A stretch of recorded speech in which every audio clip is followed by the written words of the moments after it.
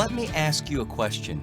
If God didn't even take into account anything to do with money, how generous are you from His perspective? Are there other ways that He measures generosity that might be even way more important than money? And let me give you a hint. The answer's yes.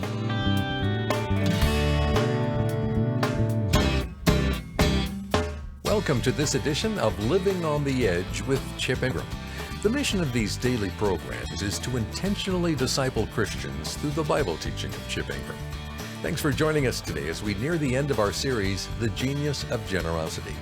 For these last couple of programs, Chip's going to explain how to measure your generosity and unpack the steps we can take to move beyond just good intentions to an authentic, generous life. But before we begin, if this is your first time listening to Living on the Edge, or you want to learn more about what we do, go to livingontheedge.org. You'll find tons of resources there on a wide range of topics and countless programs for you to enjoy. Or if you prefer, the Chip Ingram app is also a great way to get plugged in with our ministry. Well, with all that said, let's join Chip now for his talk. So, how does God measure generosity? Well, Jesus has a way of taking what we believe and what we think and how we evaluate and literally turning it upside down. And the way He does that is to bring life and is to bring freedom, but we just get used to seeing things and evaluating things in ways that are very, very subtle, but lead us down paths that ruin relationships, that hurt people. In fact, the word miser comes from the root word for miserable. Miserly, non-generous people are miserable. And yet there's something when we think about generosity, when we self-evaluate, we say, oh yeah, I think I'm pretty generous. This series is not about money. This series is about generosity and being smart, about living your life in a way that brings about the highest and best results for you and the greatest glory for God. So Jesus has a teachable moment with His disciples. There's a treasury over there. It's outside the temple.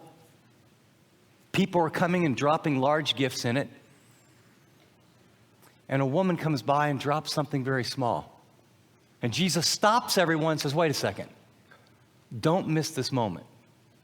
Luke chapter 21, verses 1 to 4, pick up the story. As He looked up, Jesus saw the rich putting their gifts into the temple treasury. And by the way, I think it was very thankful.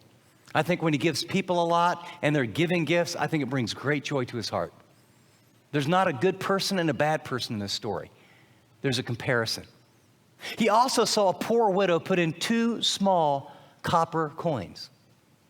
And so He's looking at the balance. Some very, very large gifts, 2 small copper coins. Then notice what He does. I tell you the truth. This poor widow has put in more than all the others. And then He gives the explanation, because I don't know about you, but that's not good math. Right? I mean, a lot of money versus 2 small copper coins, they physically gave more, but according to Jesus, she gave more. And then He tells us why. All these people gave their gifts out of their wealth, but she, out of her poverty, put in all she had to live on. Now, the breakthrough concept here, I put it right up front in the notes. This is how God measures generosity. God measures generosity not by the size of the gift, but by the size of the sacrifice. What He was saying was that it cost her more to put in 2 small copper coins than it cost them. Why? Because it impacted her lifestyle. She basically had the faith to believe and had a heart to say, I love you, God. By the way, when we give, that's the message. This isn't a performance. When we give to God, it's an act of love. And this woman said, I don't have hardly anything left, but I want to give what I have. And I believe and I trust that once I've given all that I have to live on, that the God that I serve is kind and generous and powerful, and He's going to meet my needs. See, when Jesus sees sacrifice that impacts our lifestyle, what He sees is a heart of love. And that's why He said she was more generous. I actually taught this at a conference once. And it was one of those like 4 days conferences where you get 4 or 5 messages. And on the very first day of the conference, I told people, I want you to know, even the title, Genius of Generosity, it's really not about money. And you know how you're in a line at the buffet at one of those afterwards, and I hear these two people talking, and they're kind of leaning one over to the other and didn't know I was behind them. Well, you know, this guy says it's not about money, but generosity. You know where this thing's going, right? And it was really interesting. When I got done with this message at the very end, that lady came up to me. She didn't know I ever heard it. She said, you know, when you said that this wasn't about money, I thought, yeah, right. She said, when you finish this on how God measures generosity, she goes, it's really not about money, is it? I said, ma'am, it's really not. It's really about heart. It's about life. It's about how smart people live who understand who God is and want the highest and best for their life and for others, and to honor him and not waste their life. See, the whole point of generosity, I mean, you know this intellectually. God really doesn't need your money. He owns everything. But steps of generosity are a part of his plan so that intimacy and relationship with him can increase. And the only way that intimacy ever happens with God is this mechanism called faith. The conduit of relationship with God is not knowledge. Knowledge puffs up. Love edifies. The conduit is faith. You can have knowledge and never put it into action. But when I believe what God says to the point that I trust and I act, I respond to light and he gives more light, and the relationship and the intimacy. So one, not all, but one of the primary ways as he develops intimacy is by teaching me to be like him, to trust that God is who he said he is, that his word is really true, that when I give my money or my time, or we'll see our reputation, our future, or even my life, or the most precious thing that I deem precious to me, when by faith I say, Lord, it's all yours and it's available whenever, however you want, it cultivates this amazing thing where the love of God gets deposited in you and it overflows into relationships. I was thinking about this whole area of generosity. It was the sort of the background for this book several years ago. And as I was thinking about generosity, I was just sitting at my desk, and Christmas is a tough time for pastors on messages, okay? Because have you ever heard this story before? Right. You're like, okay, let's go to church. Okay, let's see. There's Magi, we got shepherds, we got Mary, we got Joseph, we got the manger. What am I going to say? And I was thinking about generosity, and you know, sometimes I just put my feet up on my desk and had a good cup of coffee, and I just sort of mentally thought about, Lord, I don't know why this question came. Why did you come to this planet the way you decided to come? And why did you introduce us to the very characters? The Christmas story is very interesting, where you have these probably Persian or Babylonian studies of the stars who see a star probably 18 to 24 months before the baby was actually born. They see it and they go on a journey. And then you have these low-life kind of, actually sort of the disenfranchised social group of shepherds. They get in the story.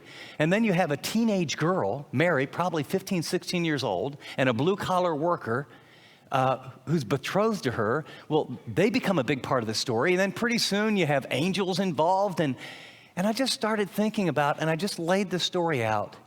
And as I did, I thought, it's a graduate level. Each step of each person introduced into the story, all the way to Jesus and God the Father, is a snapshot of what the Bible teaches about the heart of God and generosity.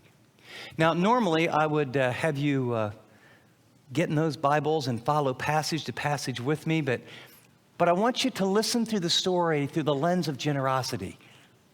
We pick it up where, far beyond money, the Magi come, and that's what they give. On coming to the house, they followed the star for almost 2 years, and they saw the child with his mother Mary, and they bowed down and they worshiped him. Then they opened their treasuries and they presented him with gifts of gold and incense and of myrrh. And so the first people in the story are people that they literally get the least revelation, right? It's not an angel, it's just a star. They've studied the stars, they've done some research, they follow it.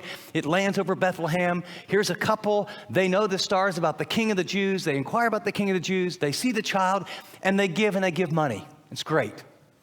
Lots of good reasons, and they're generous. They want to and it's an act of worship. Notice it didn't say they gave, it says they worshiped him. Like David said, I will not worship God with anything that costs me nothing. There's a sacrifice. We want to honor him. But here's the catch. When you get generosity just in the financial realm, you can give and not be generous. You can give regularly, systematically, the first fruit, and not be generous. I got an interesting email. Someone boldly went online because I asked you to kind of tell me your story. And she wrote, the last few sermons have been very convicting.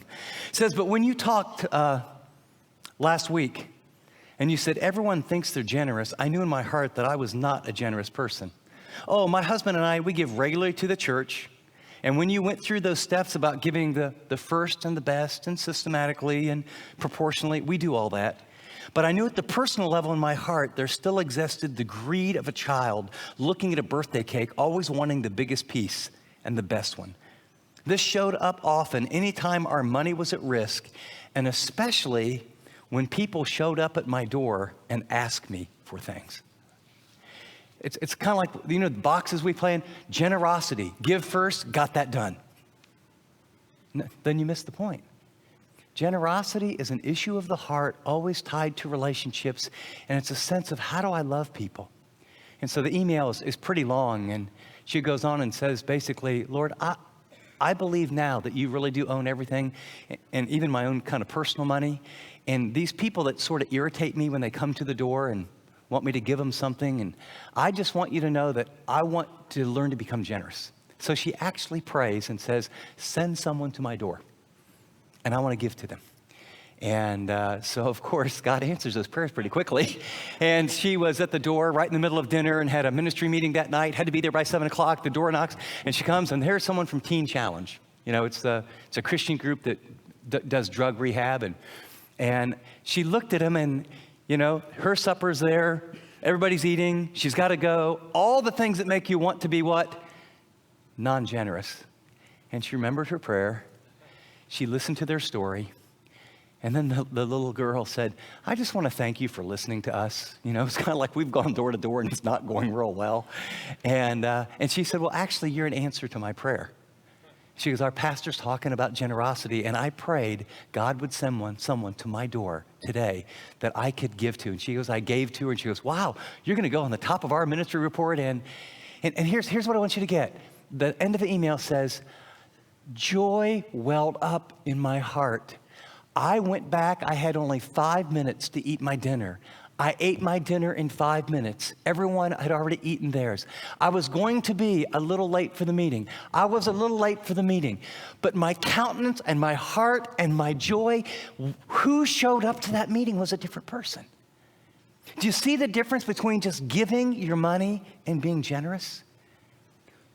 Now, what I want you to see in the Christmas story is I think God introduces us to the Magi. They know him the least, and they get the least clear revelation. But they respond to what they know.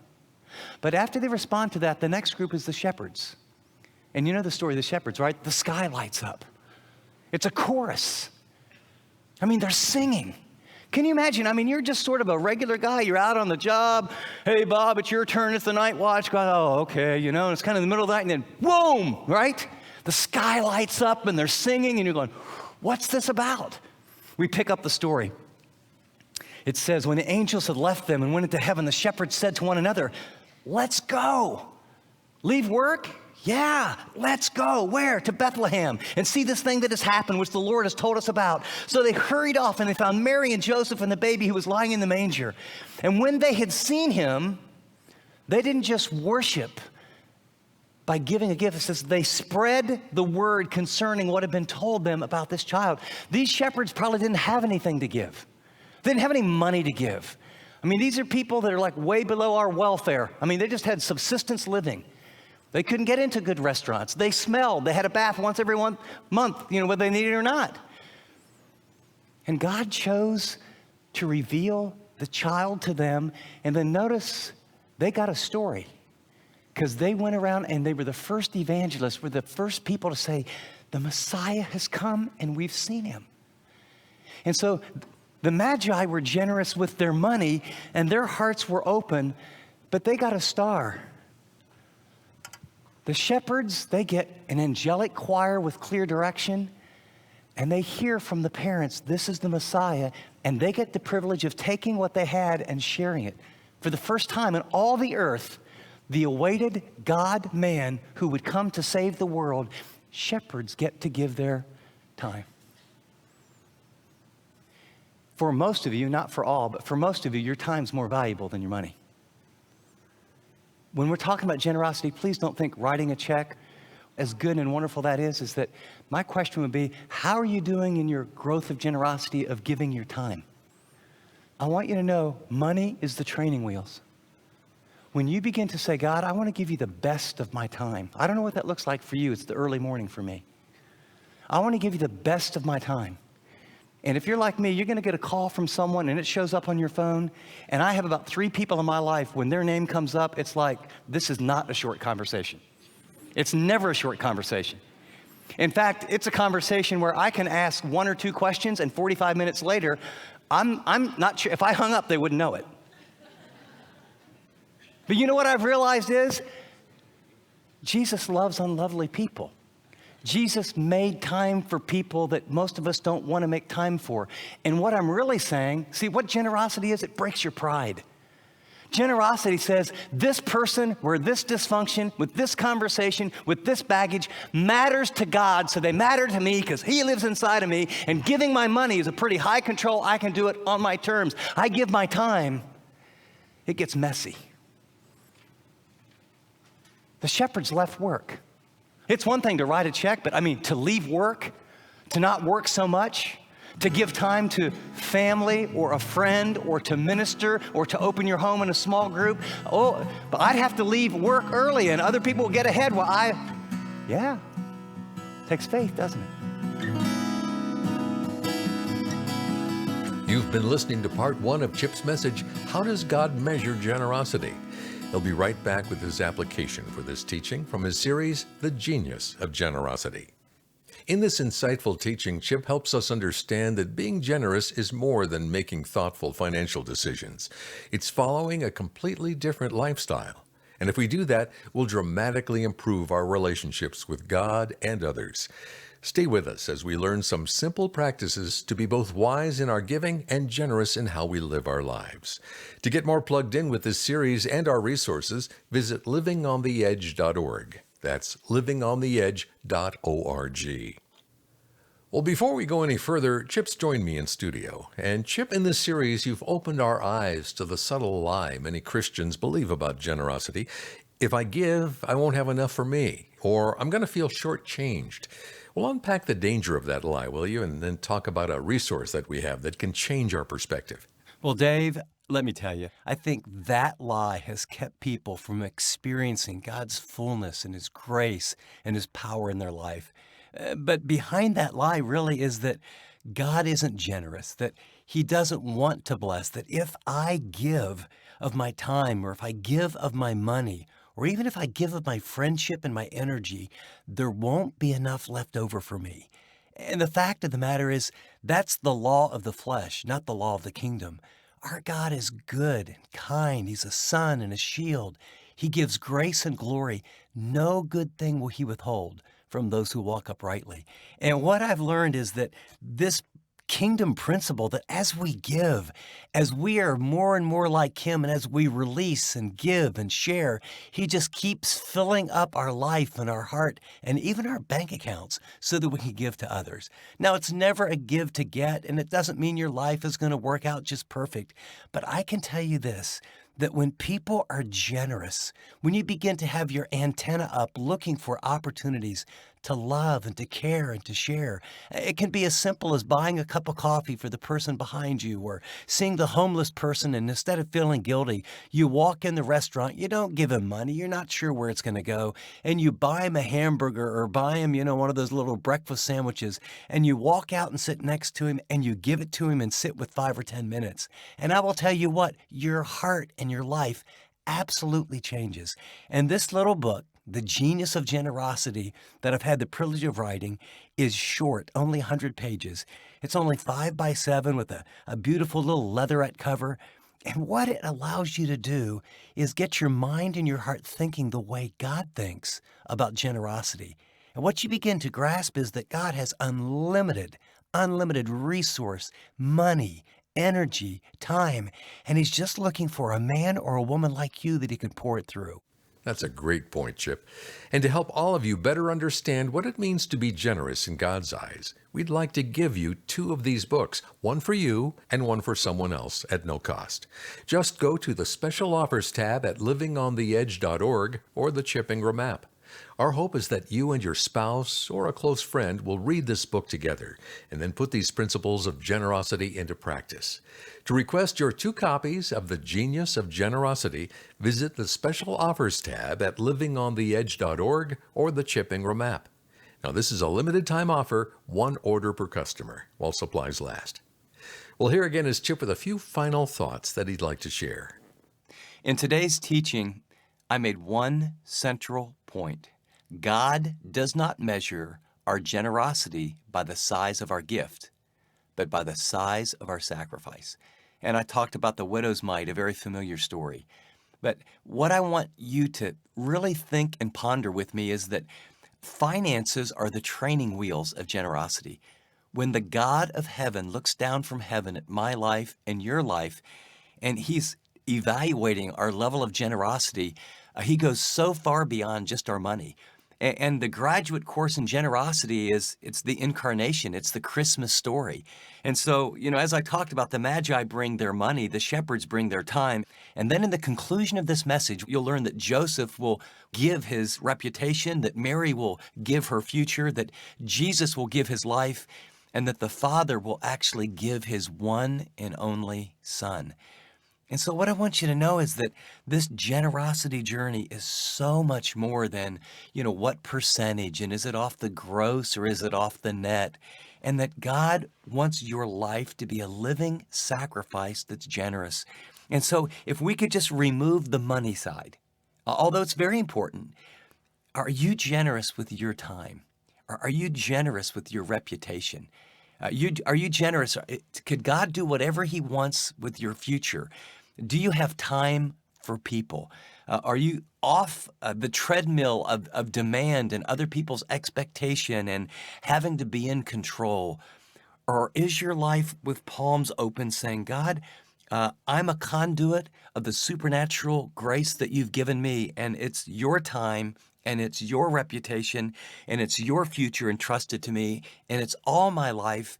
And what I want you to know is that when you get on that ladder of generosity, amazing things happen. Yes, the price tag goes up, but what you see and what you'll learn in the conclusion of this message is that the intimacy with God and the impact of your life exponentially multiplies as you learn to be generous with far more than your money. I just have to tell you, it's one of my most favorite messages, and you really need to see the chart that I made. And go on the website, it's livingontheedge.org, and where it says message notes, click and download, print out this message, and just look at the picture. And at the bottom of the picture, I write, generosity is to love as thunder is to lightning. And I just want you to know that at the end of the day, it's loving God and loving people. And the way we love God and love people, at the heart of it is being generous. Ask God to make you a generous person, and then start practicing with your time today. Thanks, Chip. Well, you'll find the message notes he just mentioned in a couple of places.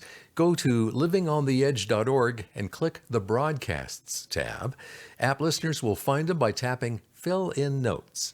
You'll get his outline, all of his scripture references, and lots of fill-ins to help you remember what you hear.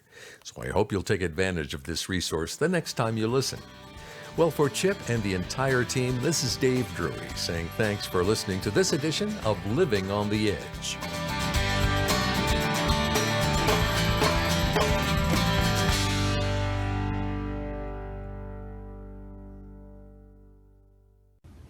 Thanks so much for watching this video.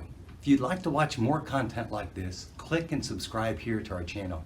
And by the way, if you'd like to know more about Living on the Edge, find out about more resources, maybe get on the mailing list, go to livingontheedge.org. See you next time.